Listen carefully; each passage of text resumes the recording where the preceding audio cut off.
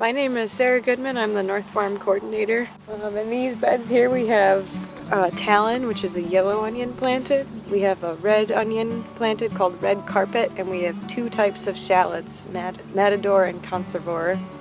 And interplanted in between the beds we have buckwheat and crimson clover to help suppress our weeds.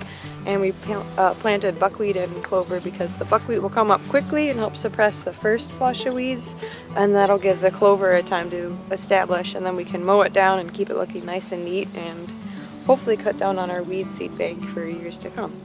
We started these seeds in mid-March and we transplanted them out here last week, which is May 15th or 16th. And it took us most of the day to do it. We have a water wheel transplanter that has two wheels that punch the holes in the beds and fills them with water as we sit in chairs behind and plant into the holes.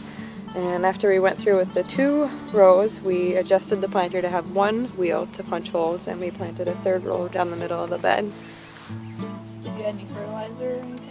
We did. We used fish emulsion. Fertilize as we go. If we hadn't used the water wheel planter, it would have taken us probably 3 times as long.